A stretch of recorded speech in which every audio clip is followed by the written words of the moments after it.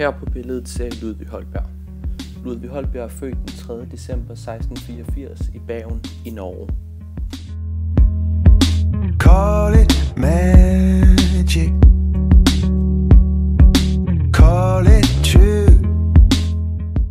Ludvig er en norsk-dansk forfatter og blev kaldt den danske litteraturs fader. Ludvig skrev både videnskabelige værker om historie, geografi og filosofi. Han skrev også skønlitterære værker inden for genrerne komedier, romaner og poesi.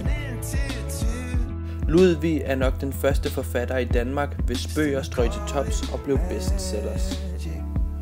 Ludvig er også en af frontløberne, når det gælder udviklingen i perioden oplysningstiden, som løb fra omkring 1690 til 1800-tallet. No, I don't, it's true. I don't know, I don't know, I don't know, I don't want anybody else but you. Ludvig Holberg tog nemlig tidens problematikker, såsom ligestilling, ytringsfrihed og menneskerettigheder op på en ironisk måde. Men ikke mindst gjorde Ludvig Holberg dansk anerkendt som litterært sprog. Men tiden gik dog hurtigt. Ludvig døde allerede som 69-årig. Men Ludvig bliver dog stadig husket i dag. Der bliver lavet teaterforestillinger med Ludvigs gamle historier, såsom Jeppe på bjerget. Men han bliver ikke kun husket for dette.